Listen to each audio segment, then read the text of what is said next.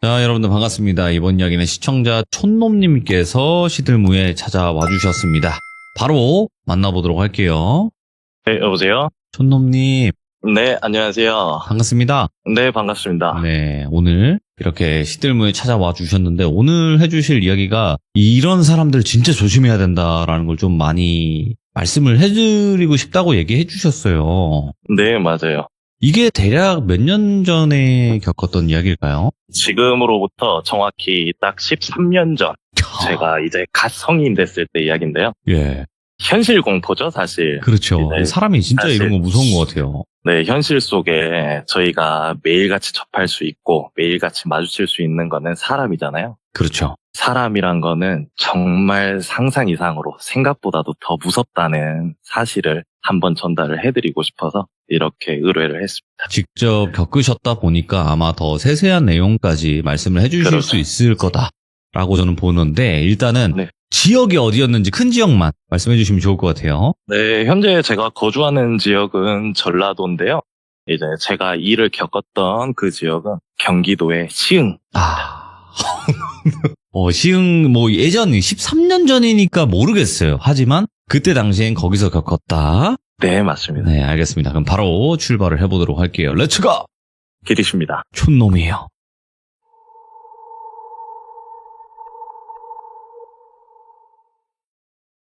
네, 우선은 이야기에 앞서 저는 굉장히 평소에도 촉이 좋은 사람이라고 생각을 하고요.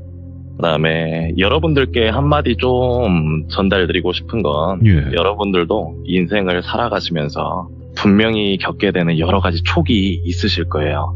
살다 보면 촉이 꼭 올 건데 어떠한 상황이든 그리고 항상 의심하시고 항상 자신의 촉을 믿어보셨으면 좋겠다 말씀을 드리고 싶어요. 그 촉이 정말 내 목숨을 살릴 수도 있는 거거든요. 그래서 이 말씀을 먼저 전해드리고 이야기를 시작해보도록 하겠습니다.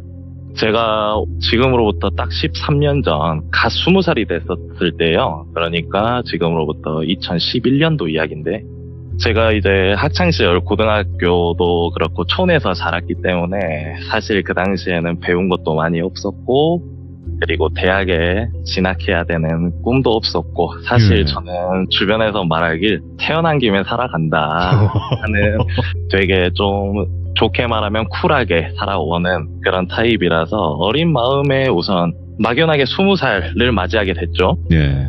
그런데 이제 20살이 갓 되어서 군대를 바로 가야 하는데 군대 가기 전에 무슨 일을 좀 해볼까 싶은 거예요. 돈은 필요하고 놀고도 싶고 예. 그래서 이제 주변 제 친구들이나 그 다음에 제 학창시절 선배들이 경기도 안산 혹은 시흥에 공단들이 굉장히 많으니 그쪽에 취직을 하면 돈도 그래도 공장 생산직 일들 하면 좀 몸은 힘들지만 그 당시에 용돈벌이 이상으로 돈을 많이 벌 수 있다라는 소개들을 많이 해주게 돼서 제가 20살이 되자마자 다른 거 다 제쳐두고 바로 경기도로 올라갔습니다. 그때 겪은 이야기입니다. 제가 한 회사의 공장 생산직으로 시흥으로 이제 취직이 되어서 그 회사에 입사를 했어요. 네. 그 회사에 입사를 하고 그 후에 잘 적응하고 잘 지내고 있었는데 지금은 어떤가 잘 모르겠어요, 사실. 근데 그 당시에는 원룸촌에 있는 원룸들을 어떤 회사에서 몇 채를 계약을 해서 기숙사식으로 제공을 하고 급여를 전달할 때 이 원룸 기숙사비를 공제를 한 후에 원룸에 거주할 수 있게 타지에서 온 친구들을 배려해주는 그런 시스템이었거든요. 그래서 제가 그 회사에서 구해준 원룸의 한 방을 이제 거주지로 얻게 되었고 그 동네에서 일어난 이야기인데요. 그 당시에 시흥 같은 경우는 원룸촌들도 굉장히 활성화가 잘 되어 있지만 네. 다국적 인구들이 굉장히 많이 거주를 하고 있었던 지역인데 오. 그 당시 원룸들은 참 특이했어요. 지금은 제가 거주하고 있는 지역에 보면 그런 원룸들은 없었는데 그 당시 제가 거주했던 원룸촌의 원룸 형태들은 옛날 한 20년, 30년 정도 된 아파트들처럼 꼭 원룸 건물 입구 상단에 출입구 위에 크게 동수가 항상 적혀 있었어요. 모든 원룸이. 그래서 페인트 글씨로 적혀 있는 그 원룸을 보고 주소를 찾아도 될 만큼 원룸촌이 항상 원룸 자체가 찾기가 굉장히 쉽게 혹은 이야. 누가 봐도 어디에 살구나를 알 수 있게 네. 구조가 그렇게 잡혀있는 원룸촌에 제가 살고 있었어요. 근데 이제 저는 지금도 사실 돌비님이랑 이렇게 사연을 전달드리면서 산책을 하면서 지금 통화를 하고 있는데요. 이야, 저는 그 당시를 느끼면서 뭔가 네, 항상 저는 성격이 굉장히 활발하기도 하지만 호기심이 굉장히 많은 성격이에요. 제가 예. 호기심이 굉장히 많은 성격이라 저는 어떤 지역을 가든 혹은 제가 같은 지역에서 어디로 이사를 다니든 그 동네를 항상 몇 날 며칠을 시간을 투자해서라도 산책을 해서 길을 한번 익혀보는 그런 성격을 제가 가지고 있고 그런 습관을 가지고 있다 해야죠, 사실. 근데 또 제가 어릴 적부터 길눈도 좋고 그런 걸 알고 있어서 질이라도 빨리 익혀두면 나쁠 건 없으니 산책도 하고 집에 있기엔 따분하고 하니까 항상 저는 좀 산책을 많이 다닙니다. 근데 이제 그 원룸, 제 집이죠, 이제. 제 기숙사를 들어간 후부터 몇 날 며칠을 편의점도 돌아다니고 마트도 돌아다니고 어디 돌아다닐 때는 항상 그 일대를 무조건 걸어서 이동을 했어요. 그래서 저는 사실 며칠 만에 그 원룸촌 일대에 뭐 주소까지는 정확히는 모르겠지만은 지리들은 확실하게 여기에 어떤 동들이 있고 여기엔 어떤 동들이 있고 어떤 구조의 원룸들이 있고를 이미 빠삭하게 숙지를 해놓은 상태입니다. 대단하시네. 그래서 예. 그렇게 숙지를 하고 이제 뭐 아무렇지도 않게 회사 생활을 이어가고 있었죠. 근데 제가 다녔던 그 회사는 생산직이긴 하지만 사실상 그 회사원들이 많이 필요로 하는 회사들은 아니었기 때문에 뭐 교대 근무도 아니었던 정해진 시간에 출근을 하고 정해진 시간에 퇴근을 해도 되는 그런 작은 회사였어요. 예. 그래서 그 회사에서 당연히 이제 갓 20살이 된 제가 막내였고 제 바로 위에 8살 차이가 나는 형님 한 분이 계셨어요. 이제 그 형님을 제가 똘비 형님이라고 하겠습니다. 예. 네, 이제 똘비 형님이 앞으로 이 이야기에 자꾸 등장은 하긴 할 건데 똘비 형님은 어떻게 보면 8살이나 차이 나는 동생임에도 불구하고 저한테 굉장히 친근했고 예. 어릴 적부터 보고 자란 친한 형처럼 이렇게 해주는 형이었어요. 근데 그 형을 간단하게 좀 이야기를 하자면 어릴 적부터 아픔이 굉장히 많은 형이고 이제 저한테 나중에는 소주 한잔 하면서 이야기를 해주더라고요. 아, 형은 사실 사람 잘 안 믿는다. 오호. 근데 형은 이상하게 니한테는 말을 하고 싶다. 니도 타지에서 오지 않았냐. 형도 타지에서 온 사람이고 사실 형은 이 동네에 친구가 하나도 없어. 그래서 그런지 너가 자꾸 신경이 쓰여서 그러는데 야 항상 조심해라. 이 동네에서는 이런 말을 늘 저한테 자주 했던 형이에요. 근데 그 형이 이제 저한테 가정사를 슬슬 풀게 되면서 들은 말은 어릴 적에 어머님과 아버님이 일찍 이혼을 하시고 어머님은 이제 도망가셨고요. 그 다음에 아버님도 이제 혼자서 아들을 키우면서 생활고에 힘들어 도망을 치셨다라고 들었어요. 그래서 어릴 적부터 혼자 남아 있으면서 본인의 삼촌과 이 시흥에 방을 얻어서 살고 있었는데 그 형이 살고 있었던 삼촌과 같이 지낸다고 했던 그 집도 제가 살던 집이랑 걸어서 약 10분 거리에 가깝게 사는 형이었어요. 그래서 회사에서 이제 항상 퇴근하면 술도 먹고 이러던 사이다 보니까 어느 날 갑자기 그 형님한테 전화가 오는 거예요.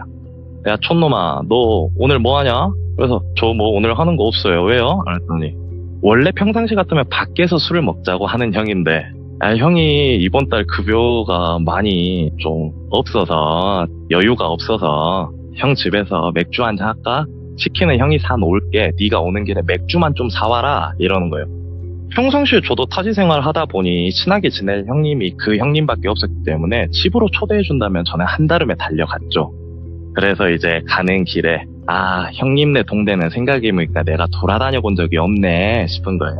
그래서 또 지리 좀 볼 겸 걸어가자. 형님 집 앞에 가면 편의점 또 있겠지. 그래서 그 편의점으로 맥주를 사러 향하고 있었어요. 근데 시간이 이제 얼추 보니 시간이 벌써 많이 늦은 거예요. 그래서 밤 12시가 된 줄도 모르고 저는 동네를 조금 돌다가 여유 좀 부리다가 치킨 오는 시간까지도 좀 걸리겠거늘 하고 이제 편의점에 조금 여유를 부리다 도착했어요. 그 후 맥주를 고르고 결제를 하려는데 아마 지금 요새 말하는 MZ세대 분들은 아마 잘 모르실 거지만은 저처럼 30대 중반 정도 바라보고 계신 분들은 아실 거예요. 그 당시는 은행 점검 시간이란 게 있었어요. 예. 그래서 은행 점검 시간이 뭐 예를 들면 12시부터 12시 30분까지다 라고 하면 체크카드를 이용하는 사람들은 그 점검 시간 동안에 결제를 할 수가 없었어요. 그래서 저도 이제 20살이 갓 되었을 나이라 가지고 있는 카드는 체크카드 뿐이었죠. 네.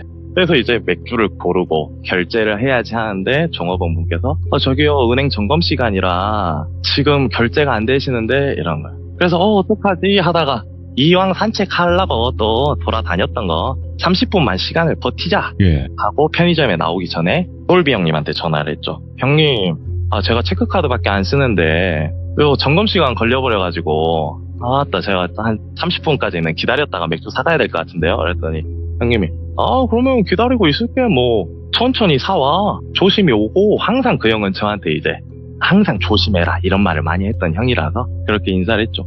그러고 이제 저는 그러면 30분까지 조금 산책이나 하자 하고 이제 편의점을 나왔어요.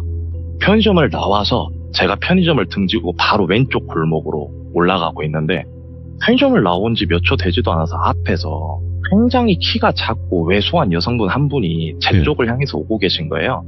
근데 저도 그 골목길을 많이 가보진 않았지만 느낌이 가로등도 많이 안 켜져 있고 그리고 그 동네가 사실 이제 제가 본론을 이야기할 때 나오겠지만 조금 다국적 사람들이 모여 살다 보니까 사건 사고 굉장히 많거든요.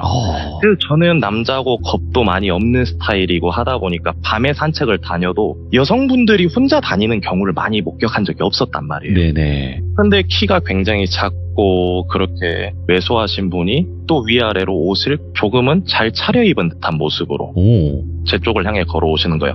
그래서 참 낯설다 신기하다 약간 의아함도 있었는데 저를 스쳐 지나가면서 살짝 보잖아요. 사실 사람이니까. 예예. 근데 굉장히 이쁘게 생기신 거예요. 오. 그래서 이 시간에 저렇게 위험하시게 왜 저럴까? 이 동네는 이 시간에 돌아다니면 좀 그럴 건데 라는 생각으로 그냥 지나쳤어요. 근데 제가 지나친 지 약 3초 정도 지났을까요? 뒤에서 저기요 부르는 거예요 저를. 그래서 네? 하고 뒤돌아봤더니 저기요 혹시 제가 언니 집을 가야 되는데 길을 몰라서요. 혹시 한 번만 알려주실 수 있을까요? 길을? 이러는 거예요. 그래서 제가 여기가 초행길이시겠구나. 그래서 돌아다니겠구나 싶은 거예요. 그래서 네 근데 어디로 가시는데요? 이랬더니 제가 주소는 알고 있는데 여기 주소 혹시 아세요? 하면서 보여준 주소가 원룸촌에 있는 원룸 1100땡땡 동이었어요. 근데 1100땡땡 동은 아까 말씀드렸다시피 원룸촌에 주소들을 다 앞에다 기재해놓고 있다 했잖아요. 대부분 제가 다 외우고 있는 그 동이었는데 그 동이 제가 살던 원룸 바로 앞 라인인 거예요. 그래서 바로 알 수밖에 없더라고요. 그래서 네 여기 제가 아는데 그럼 길을 알려드릴까요? 했더니 네 이래서 저기로 이쪽 보이시면은 쭉 가시면 이쪽 길로 가시면은 마트가 하나 나올 거예요. 근데 약 한 5분에서 10분 사이 정도는 걸으셔야 될 거예요 라고 이야기를 했죠. 했더니 그 말을 듣자마자 갑자기 저한테 근데 제가 무서워서 그런데 집 앞까지 좀 데려다 주시면 안 돼요? 이런 거예요. 근데 뭐 이제 저는 굉장히 키도 작고 왜소한 여성분이시니까 겁이 날 건 없죠 사실. 그래서 저는 그래 시간도 30분 정도나 떴는데 어차피 산책하기로 마음 먹은 거 데려다 주고 오자. 어차피 내 집 방향인데 해서 갑시다 했죠. 그래서 이제 같이 나란히 걸었어요. 예. 근데 같이 가면서 이제 저희가 가야 되는 골목이 오른쪽으로 회전을 한번 해서 가야 되는 골목이었는데 사람이 많이 다니진 않아요. 근데 그쪽으로 들어서자마자 그 여성분께서 근데 저기 여기뿐 아니시죠? 이렇게 묻는 거예요. 그래서 네 어디에서 오셨어요? 물어보길래 저 전라도 촌에서 왔어요. 그러니까 그러면 여기 혼자 살겠네 이러는 거예요. 그래서 저는 네 혼자 살고 있어요 이랬죠. 그랬더니 저에게 부모님이랑은 같이 안 사시죠? 물어보는 거예요. 근데 제가 드는 생각이 왜 지금 길을 가는 길에 뭐 서로에 대한 이야기가 궁금할 순 있지만 부모님과 약간 호구조사하듯이 그렇게 약간 취조를 하듯이 물어보는 게 조금 미심쩍긴 했지만 그래도 뭐 지금 보고 안 볼 사람이라 생각이 드니까 그냥 속 시원하게 말해도 되겠다. 네, 뭐 부모님은 아직 전라도에 계시고 저만 혼자 일하려고 올라왔어요. 이랬더니 부모님이랑 연락은 자주 하세요? 물어보는 거예요. 그래서 아버님이랑은 잘 안 하지만 어머님이랑은 연락을 뭐 밥 먹었냐 하면서 자주 통화도 하고 그렇게 하고 있어요 라고 했어요. 그랬더니 그분이 아 그래요? 효자다 이러면서 저를 굉장히 좀 치켜 세워주는 거예요. 어허. 사람이 말을 했을 때 들어주는 리액션이나 이 뉘앙스가 너무 편하다 보니까 저도 이제 마음이 조금씩 편해지더라고요. 그래서 되게 친절하게 제 이야기를 들어주길래 저도 아 그렇다 이런 오고 가는 이야기들 했죠.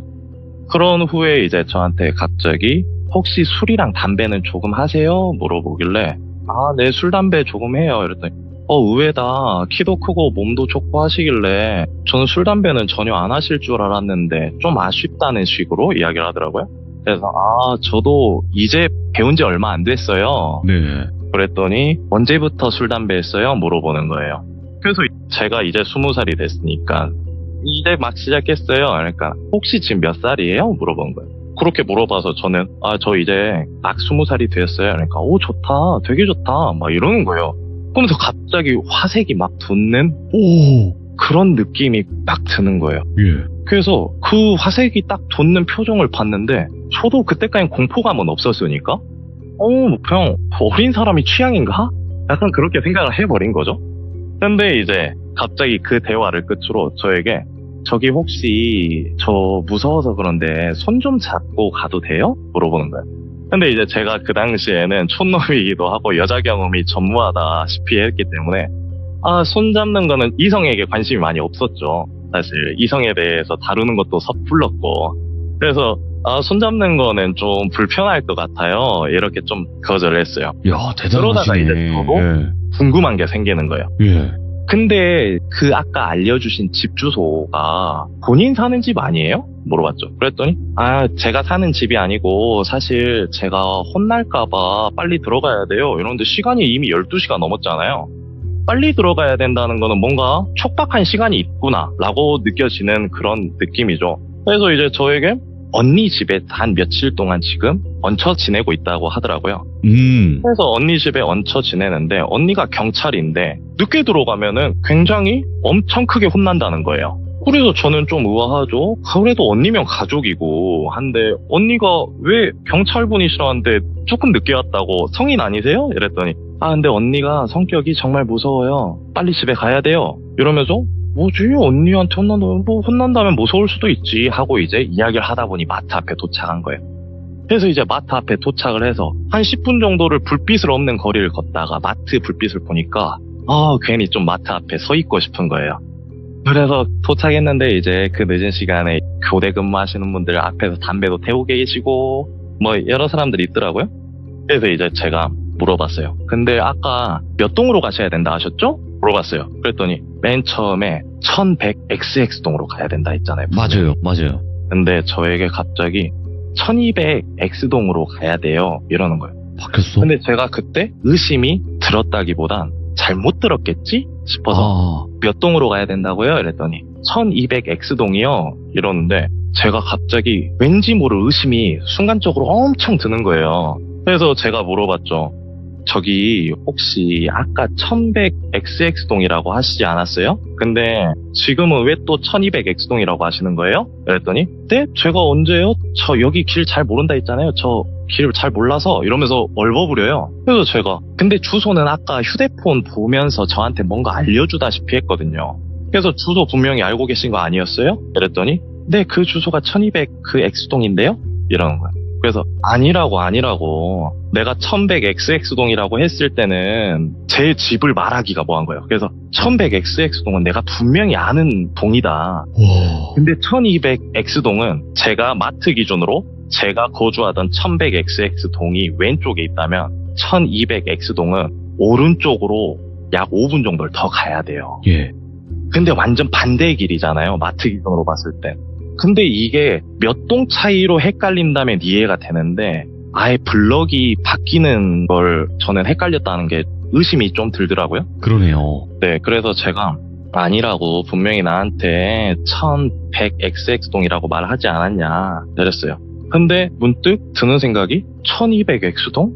이 생각이 갑자기 머리에 꽂히는 거예요. 그래서 그 여성분한테 저기요 혹시 아까 1200 무슨 동이요? 그러니까 1200X동이요. 거기 말한 거예요? 그러니까는 거기 맞대요. 그래서 네. 생각을 해보니까 제가 그 자리에서 바로 굳은 채로 털이란 털이 진짜 쭈뼛쭈뼛 다 서버렸어요. 왜요? 제가 호기심도 많고 산책 다니는 걸 좋아해서 원룸촌 구석구석 골목을 다 돌아다니거든요. 저는 그냥 원룸촌에 뭐가 있는지까지 확인하려는 게 아니라 그냥 발길이 가는 데는 다 걸어가요. 그냥. 예. 근데 유일하게 그 원룸촌들은 어떻게 돼 있냐면 공장으로 꼭 찍어내듯이 일자로 배치가 되어 있어요. 네. 뭐 예를 들면은 1100동이다. 그러면 바로 앞에 1110동 뭐 이런 식으로 뭐 이렇게 다 일자로 쭈르륵 나열이 돼 있어요. 근데 이제 제가 1100동 라인을 다 본 후에는 1200 땡땡동 라인도 몇 번 봤죠. 근데 유일하게 딱 골목이 벽돌로 엄청 높게 쌓여놓은 것처럼 막다른 길이 있는 골목이 있어요. 그 동이 딱 이 여자가 말한 동인 거예요. 그래서 제가 낮에 산책을 다니면서 왜 여기만 막다른 길이지? 아, 나 또 돌아가야 되네. 귀찮네. 번거롭네. 이렇게 투덜댔던 경험도 있어서 우와. 그 동이 딱 생각이 나는 거예요. 근데 그 여자한테 저기 막다른 길이다 말하기가 뭐한 거예요. 혹시나 어떻게 될까봐 제가 그 순간. 그리고 몸도 얼어버렸고 입도 얼어버렸고 그래서 제가 저기는 절대 가면 안 되겠다 이런 생각을 하고 있었는데 저기 그러면은 저쪽으로 가셔서 저기 몇 번째 건물 보이시죠? 저기로 좌회전하시면 그 동이거든요. 거기로 가시고 혹시나 거기 가기가 무서우시면 언니한테 전화를 한번 해보시는 게 어때요? 그래도 가족인데 전화했다고 혼내진 않을 것 같은데 이랬더니 안 돼요. 저 지금 전화해서 언니 깨우면 저 언니한테 맞아주고요 하면서 말이 엄청 빨라진 거예요. 저 언니한테 진짜 맞아주고요. 저 지금 오늘 안에 안 들어가면 저 맞아주고요. 계속 이래요. 뭐야? 그래서 저는 이 사람 뭐야? 뭔가 있다. 근데 또 저는 몸이 얼어버려서 뭔가 행동을 취할 수가 없는 거예요. 그래서 이제 제가 우선은 나는 이 사람을 도울 때가 아니다. 예. 지금 나부터 이 공간을 벗어나서 이 생각을 지우자. 이 여자랑 같이 있으면 안 되겠다 싶어서 별의 별말을 다 했어요. 바로 코앞인데도 혹시 택시를 불러드릴까요? 아니면 저기 조금만 더 가시면 택시 승강장이 있는데 택시 승강장 타서 이 주소 대고 거기다 내려달라고 해보시는 거 어때요? 별의별 말을 다 했어요. 걸어도 기본 요금도 안 나올 그 거리를요. 그랬더니 그 여자가 뭔가 망했다 이런 느낌의 표정이 딱 들더라고요. 그러더니 저를 꽉 껴안아요. 저를 꽉 껴안는데 제가 뭐지? 꽉 껴안고 갑자기 제 가슴팍에 얼굴 파묻은 채로 저를 빤히 올려다봐요. 그러고 옆을 한번 쓱 보는데 아까 제가 앞에 교대 근무하면서 담배 피시는 분들 이렇게 말씀드렸잖아요. 약 성인 남자가 3명 정도 서 있었어요. 저는 저 사람들 한 팬가 싶었는데 관심도 없더라고요. 그래서 와 이거 여기까지는 아니구나. 그래 마트 앞인데 누가 미쳤다고. 내가 괜히 오버하구나 싶은 거예요. 그래서 그 여자가 이제 고개를 파묻은 상태로 옆을 한번 보더니 고개를 들어서 제 얼굴 빤히 보면서 나 좀 데려다 주면 안 돼요? 계속 이래요. 그래서 제가 지금 사실 약속이 있었는데 저 약속 시간 늦을 것 같아요. 저 지금 가봐야 돼요. 저 빨리 가야 돼요. 이렇게 이야기를 계속하면서 둘러댔죠. 그랬더니 저 진짜 언니한테 맞아주고요. 제발 좀 데려다 주세요. 이런 거예요. 근데 제가 평상시 같으면 데려다 줄 법한데 데려다 주고 싶은 마음이 전혀 안 드는 거예요. 그래서 제가 가는 모습 지켜볼 테니까 저 약속을 잡아놓은 상태라 빨리 가야 된다.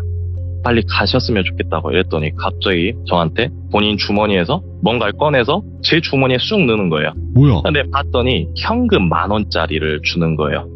그게 무슨 뜻이었는지는 아직도 모르겠는데 저한테 하는 말이 여기까지 데려다줘서 고마워요. 퉁명스럽게 말투가 바뀌는 거예요. 근데 되게 기분이 오묘한 게 사실 무서운 일이 생긴 건 아니잖아요. 그냥 제 촉이 그랬을 뿐인데.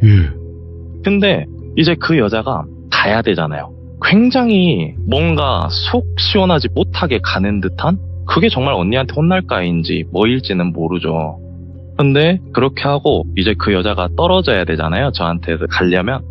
근데 떨어질 때 오묘한 비묘한 냄새가 나더라고요. 그게 뭐냐면 제가 이제 사는 그 동네는 공장에도 외국인 노동자분들이 몇 분씩 계세요. 그렇겠죠. 국적이 뭐 다양하세요. 뭐 중국도 있고 뭐 인도도 있고 뭐 이렇게 많은데 그 아무리 화장품이나 샴푸나 향수 냄새로 가리려고 해도 그 나라의 특유의 향신료 냄새가 있어요. 와. 근데 그 여성분한테 대화를 하면서 걸어오는 도중에도 마트 앞에서 서서 대화를 하는 도중에도 그 향신료 냄새가 나진 않았었는데 그 여자가 저한테 고개를 파묻고 껴안겼다가 떨어지는 순간에 그 미묘한 특유의 우리나라에서 맡을 수 없는 향신료 냄새가 나더라고요. 그래서 제가 갑자기 드는 생각이 외국 사람이구나. 분명히 이 사람 외국 사람이다. 근데 말하는 거나 이런 거는 생각해보면 되게 한국어를 굉장히 오랫동안 공부한 사람의 말투처럼 되게 정적인 말투를 잘 썼어요. 그래서 저는 그렇구나 정도만 생각했는데 냄새에서 바로 외국인이구나가 바로 캐치가 되더라고요. 그래서 이제 저는 이 사람 외국인이네 하고 그래 가라. 우선 가라. 내 눈앞에서 사라져라. 속으로 빌었죠. 그러고 이제 저는 마트 앞에서 가만히 서 있고 그 여성분은 아까 본인이 말했던 1200X동으로 골목으로 들어가더라고요. 그 모습을 보자마자 저는 바로 안도의 한숨과 함께 담배 한 대 펴야겠다. 그 자리에서 담배에 딱 불을 붙였어요. 담배에 불을 붙이고 약 2모금 정도 빨았나? 갑자기 그 골목에서 환한 라이트가 하나가 딱 켜지는 거예요. 이거는 집에서 방에서 켜는 라이트가 아니에요. 차가 비추는 골목 한길을 쫙 비추는 라이트가 한 줄기가 딱 보여요. 그러더니 브레이크를 밟은 상태에서 악셀을 밟았는지 뭔지 모르겠지만 헛바퀴 도는 그 악셀 소리가 엄청 들리는 거예요. 붕붕붕붕붕붕 이렇게 하고 뭐야 오토바이를 저렇게 타는 사람은 아닐 것 같고 라이트가 그 정도 라이트가 아니었어요. 굉장히 센 라이트였거든요. 그래서 뭐지? 하고 있는 순간 갑자기 그 소리가 들리던 곳에서 차가 한 대가 빵 하고 나와요. 그러더니 마트에 제가 서 있었거든요. 마트 앞으로 전속력으로 밟고 오는 거예요. 저는 그 순간에 아무 생각도 안 들었어요. 죽었다라는 생각도 안 들고 도망가다라는 생각도 안 들고 그냥 그 차만 멍하니 볼 수밖에 없더라고요. 공포란 게 겪어보니까 너무 무서운 거예요. 주변에 도와줄 사람도 아무도 없고 이런 생각도 안 들어요. 그냥 그 차만 멍하니 보게 되더라고요. 근데 저한테 달려오던 그 차가 급좌회전해서 그 속도를 받아서 그대로 가더라고요. 근데 제 눈에 똑똑히 보인 건 딱 2가지였어요. 굉장히 빨리 달려오는 검정색의 승합차. 네. 그 다음에 제 앞으로 급좌회전해서 지나가는 그 창문은 낮에 새벽에 라이트를 비추고 봐도 안 보일 만큼 검정색의 썬팅. 와. 썬팅이 돼 있는 게 너무 보이는 거예요. 근데 그 차가 지나가면서 저한테 무언의 메시지를 꼭 남기는 듯한 느낌이 드는 거예요. 그 메시지가 무엇 같았냐면 너 오늘 운 좋은 줄 알아. 이런 메시지를 저한테 꼭 남기듯이 굉장히 속도를 빨리 밟고 왔다는 거는 야, 너 다 된 밥이었는데 너 오늘 운 좋은 줄 알아. 네 촉이 네 살렸네. 약간 이런 느낌이 드는 거예요. 와, 예. 그래서 제가 담배를 입에 문 채로 그대로 굳어가지고 발발발발 떨면서 제가 그 주변에 이제 같이 담배를 태우고 계시는 뭐 회사원분들 그 분들한테 도움을 청하고 싶은데 몸을 못 움직이겠더라고요. 그래서 우선은 마트 안에 있는 사장님께 맥주라도 사는 척하고 좀 도움을 혹시 이런 일들이 있는지 물어보기도 바로는 겁나더라고요. 예.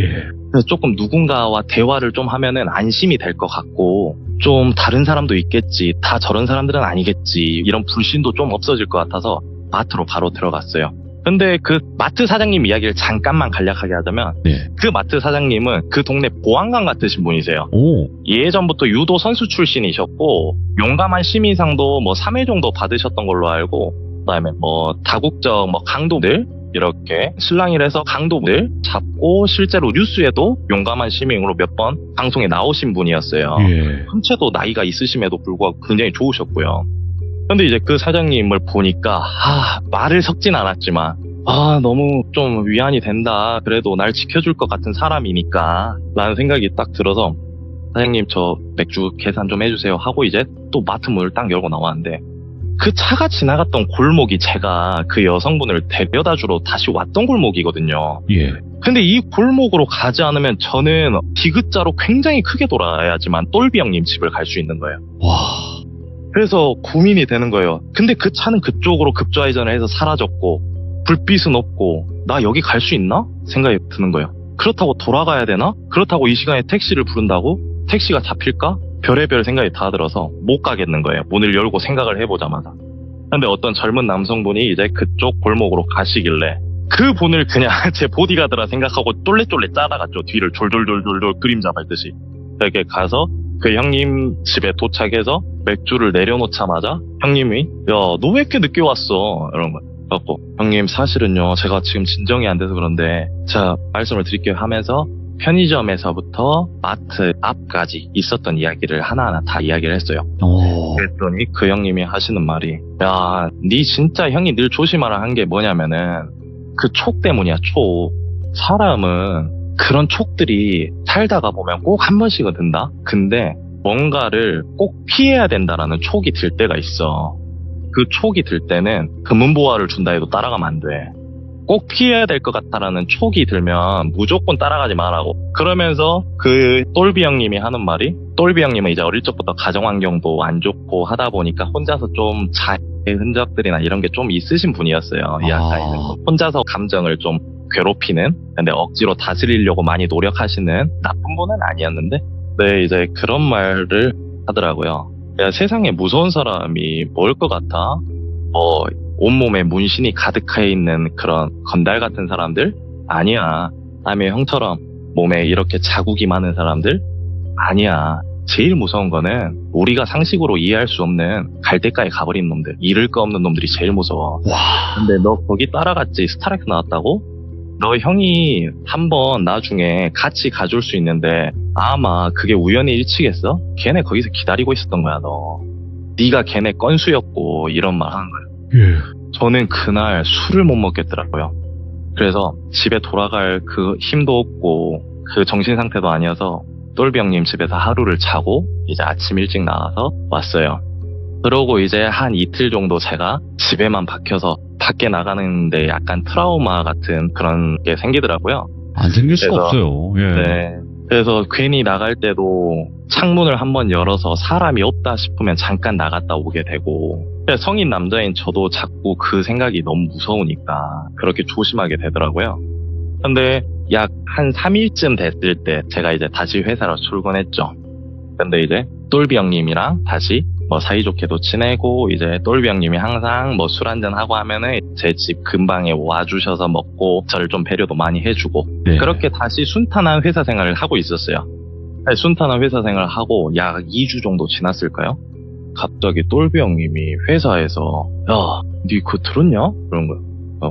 뭐요 형님? 이랬더니, 야, 마트 사장님 돌아가셨다더라? 아이고. 근데 제가 아까 앞서 말씀드렸다시피 마트 사장님은 굉장히 운동 선수 출신에 풍채도 좋으시고 담력도 강하시고 용감한 시민상도 3회나 받으실 정도로 굉장히 이런 좀 호전적이라고 하죠. 호전적인 분이신데 하루아침 만에 그런 일을 당하셨다고? 그래서 저는 그럼 마트 사장님이 왜 돌아가셔요? 그러니까 외국인 괴한 3명한테 변을 당하셨다는 거예요. 그래서 저한테 네 뉴스도 안 보고 사냐고, 오늘 아침부터 뉴스 장난 아니게 나왔다고. 그래갖고 뭐 출근하는데 제가 뭘 뉴스를 볼 시간이 어딨어요 하고 이제 둘러대고 저는 퇴근하자마자 찾아봤어요, 바로. 근데 찾아봤는데 그 기사는 못 찾겠더라고요, 사실. 아, 네. 기사는 못 찾겠는데 번뜩 생각난 게, 저는 밖에 나가기는 무서운데 두 눈으로 확인을 또 해보고 싶은 거예요. 그래서 나와서 마트 앞을 지나갔는데 그 접근금지 노란색 띠 있죠. 야. 그게 둘러져 있더라고요. 근데 제가 그런 경험을 겪으면서 그 사람들이 저를 정말 아까 말했던 뭐 건수로 잡고 이렇게 하려는 건진 모르겠지만, 그 당시 경기도 외국인들 많이 사는 동네는 인신매매 사건이 굉장히 일일비해서 진짜 많았어요. 예. 정말 많았고, 제가 뭐 시흥에 잠깐 일하기 전에 약 2달 정도 안산에서 있었지만, 안산에서 제가 살았던 빌라 바로 옆동에서는 좀 과한 표현인데 네. 아, 그 사람을 해하는 사건까지. 네. 그리고 제가 전라도가 집이니까 2달에 한 번 정도는 집밥도 얻어먹고 싶은 마음에 항상 터미널을 들려서 버스를 타고 내려가요. 근데 하루는 버스를 타러 가야 되는데 술을 그 전날 너무 많이 먹어서 미루고 싶더라고요. 그 다음 날로 미뤘었는데, 그 당시 버스터미널 남자 화장실에 그 톰이 검정색 큰 비닐봉지에 담아져서 버려져 있었던 사건들도 있고.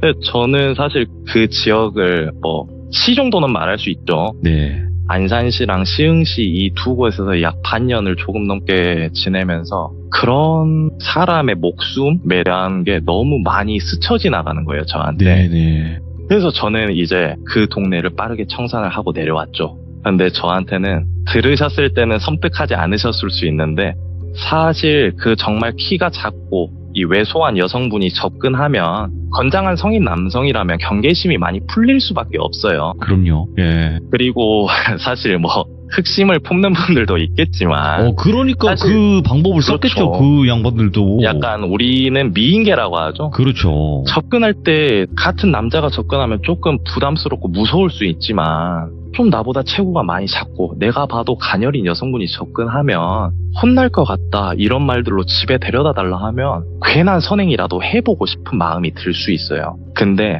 항상 제가 그래서 드리는 말씀이 내 촉을 믿고 사람을 상대할 때는 조금이라도 의심을 항상 하시는 게 좋지 않을까라는 뭐 제 주제에 드릴 수 있는 교훈 아닌 교훈이고 제가 겪었던 좀 살떨리는 실화를 한번 전해드렸습니다. 이야, 진짜로. 그러니까 좋으신 분이에요. 그러니까 그 아까 마지막에 나온 그 사장님도 그런 좋은 네. 분이 정말 정말 어떻게 보면 예. 젊은 친구들이랑도 두루두루 잘 지내는 그런 분이셨는데 네네. 참 그런 사건이란 거는 어떻게든 생길 수 있구나. 사람이 무서운 거구나. 진짜 무섭죠. 그리고 또 네. 다시 한번 안타깝게 생을 네. 마감하신 그분의 또 삼가 고인의 명복을 빌고 네. 그리고 이런 경우에는 내가 직접 데려다 준다 뭐 이런 개념보다도 그냥 경찰서에 신고를 해주면 알아서 또 경찰분들이 잘 또 안내까지 해주시잖아요. 사실 그렇죠. 근데 이제 참. 그 당시에 시흥에 거주했을 때는 사실상 이제 경찰분들도 밤중에나 이럴 때는 조금 좀 꺼려하시는 그런 동네였기 때문에 그 정도였구나. 네, 사실 그런 게 암암리에 정말 본인들이 활개치는 시간들이 있다라고 들었었어요. 저도 뭐 이제 회사 생활 조금 하면서 네, 그랬던 동네라고 하더라고요. 살짝 이제 우범지대 좀 이런 느낌이었나 보네요. 네, 지금은 근데 뭐 듣기로는 많이 발전했고 굉장히 좀 많이 청결해졌다라고는 전해 들었거든요. 근데 진짜 촌놈님 말씀 듣고 더 섬뜩한 게 뭐냐면 이게 우리나라 사람이 우리나라 사람을 뭐 납치를 하건 유괴를 하건 뭐 이런 거는 그래도 이제 뭐 주민등록이 되어 있다 보니까 잡을 수 있거나 좀 이런 개념이라는 게 있는데 아예 뭐 불법 체류자나 이런 사람들이라면 잡을 수가 없어요. 해외로 떠버리면. 아, 맞다. 제가 이제 처음 제보를 하다 보니까 한 가지 빠뜨렸던 말씀이 있는데 네. 제가 그 촉이 들었고 그 외국인 냄새 맡았을 때 네. 신분증을 한 번만 보여줄 수 있냐 물어봤어요. 근데 제가 이 이야기를 깜빡했는데 처음으로 이제 바로바로 이야기를 하다 보니까 또 부락된 이야기인데 촌놈님께서 네, 저한테 안겨 있었잖아요, 여성분이. 맞네. 예. 그래서 이제 그분이 저한테 고개를 파묻고 고개를 들어서 저를 보는데 그때 저한테서 떨어져 나간 거죠, 이제. 네. 떨어져 나가면서 그 미묘한 냄새가 맡아졌을 때 제가 외국인이라고 확신을 들었다고 말씀드렸잖아요. 그렇죠. 그래서 제가 신분증을 한번 보여달라고 했어요. 그러니까 뭐래요? 그랬더니 신분증을 절대 안 보여주는 거예요. 뭐라고 하면서요? 그러면서 이제 가야겠대요. 그때부터 이제 가려고 하는 거예요. 그러면서 저한테 이제 현금 10,000원을 이렇게 쥐어주는 거죠.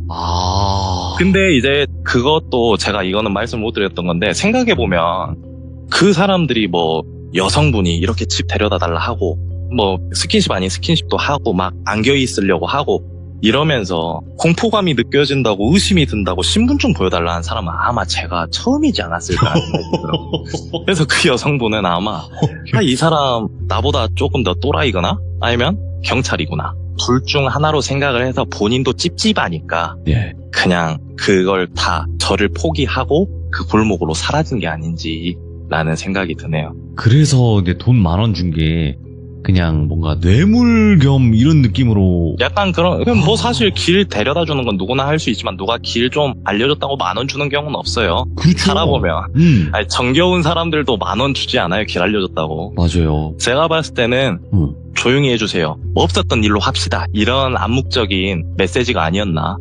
그래서 그 10,000원으로 맥주 산 거예요. 야, 아무튼 진짜 너무 상상이 잘 가서 완전 진짜 100% 실합니다. 이거 너무 무서웠고, 그리고 촌놈님께서 말씀을 정말 잘하시는 편이거든요. 아닙니다. 그러니까 그냥 뭐 잘하시는 분들도 많이 계시지만 정말 잘하시는 편에 속하세요. 아, 감사합니다. 그렇다 보니까 저희가 진짜 그 여성과 같이 산책을 하면서 그 옆에 한 명 더 있었던 게 이제 저희거든요. 제 이제 3인칭으로 이렇게 같이 봤던 그게 이제 저인데 너무너무 무서웠고, 그리고 다시는 이런 일이 없어야 되는데 요즘엔 더 발전을 해서도 다른 쪽으로 뭔가 하지 않을까라는 생각도 하고 그래서 더 조심해야 되는 시절이 아닌가 생각을 합니다. 맞습니다. 네, 그리고 또 다른 이야기가 있으시면 언제든지 와주실 거라고 약속해 주실 거라 믿어 의심치 않습니다. 손놈님. 네, 알겠습니다. 네, 너무 감사드립니다. 고맙습니다. 네, 감사합니다. 네. 여러분들, 여기서 자칫 잘못했다가 진짜 이 미인계에 넘어가게 됐었을 때는 어떻게 됐었을까요? 그냥 단순 우리가 생각하는 이런 문제였을까요? 아니면 어딘가로 팔려가서 강제 노동을 했을까? 그거는 아무도 몰라요, 여러분들. 하지만 좀 느낌이 있긴 하죠. 그 질문들이나 이런 거 봤을 때. 그래서 혹시라도 여러분들께서는 그 사람이 만약에 성공했으면 어떤 일로 또 이런 일들이 이어졌을까라는 걸 댓글로 꼭 남겨주시길 바라고요. 항상 조심하시길 바라겠습니다. 감사합니다.